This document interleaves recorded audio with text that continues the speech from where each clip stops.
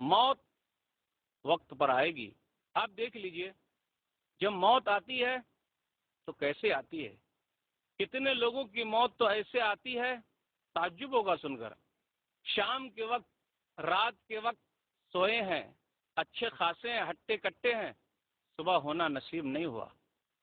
صبح کے وقت نکلے معمول کے حساب سے اپنے کام پر جا رہے ہیں شام کے وقت واپس نہیں آئے. نہ جانے کتنی باراتیں شہنائیوں کے ساتھ گھر سے تو نکلتی ہیں لیکن واپسی میں صف ماتم ہوتا ہے.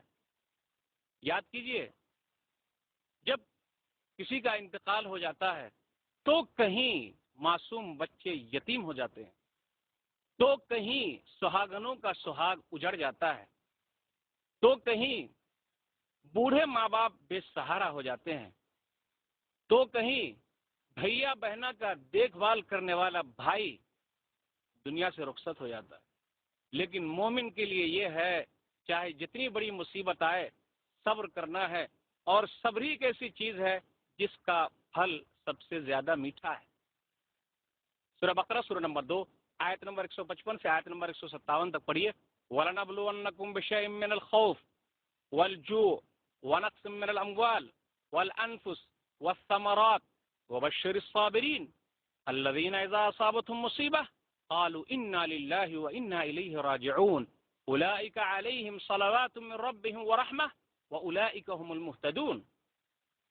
ہم تم کو آزمائیں گے ڈر کے ذریعے بھوک کے ذریعے پھلوں میں کمی کر کے جانوں میں کمی کر کے اور آپ صبر کرنے والوں کو خوشخبری سنا دیجئے. جب بھی مصیبتیں آتی ہیں تو وہ یہی کہتے ہیں ہم اللہ کے لیے ہیں اور اللہ ہی کی طرف لوٹ کر جانے والے ہیں. ان لوگوں پر ان کے رب کی طرف سے رحمتیں ہیں نوازشیں ہیں اور یہی لوگ ہدایت پر ہیں. تو مومن آدمی ہر حال میں صبر کرتا ہے.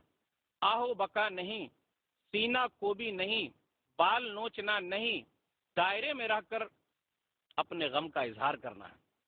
ٹھیک ہے دنیا سے رخصت ہو رہے ہیں ارے روح نکل رہی ہے کس حالت میں نکل رہی ہے. آدمی اگر نیک ہے غور کیجیے گا یہ منظر بیان کرنے کا مقصد صرف یہی ہے ہمارا دل ذرا نرم ہو جائے.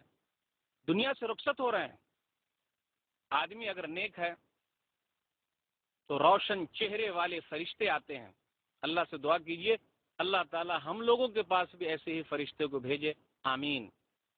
روشن چہرے والے فرشتے آتے ہیں سورج کی طرح چمک رہا ہے ان کا چہرہ عطر میں بھگایا ہوا ہے کفن ریشمی کفن لے کر آئے ہیں. آتے ہی سلام کہتے ہیں.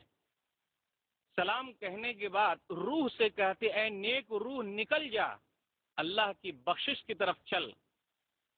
روح جو ہے نکلتی ہے جسم سے اسی طرح جس طریقے سے مشکیزے میں سے پانی آسانی کے ساتھ نکل جاتا ہے.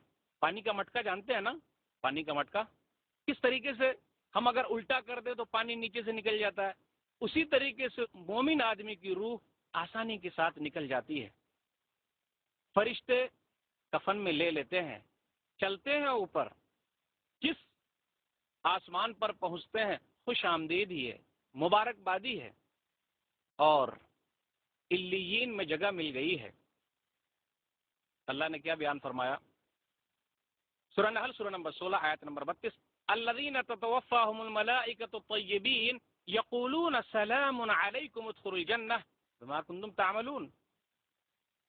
اور فرشتے ان کو وفات دیتے ہیں ان کو مارتے ہیں نیک لوگوں کو مارتے ہیں اس وقت سلام کہتے ہیں اور کہتے ہیں جو عمل تم کر رہے تھے اس کے بدلے جنت میں داخل ہو جاؤ. تو یہاں غور کیجئے گا عمل شرط ہے عمل شرط ہے. جب تک عمل نہیں کریں گے کام بننے والا نہیں ہے. اس کے مقابلے میں جو کافر ہیں منافق ہیں شک کرنے والے ہیں ظالم ہیں ان کا کیا ہوگا ان کا کیا ہوگا.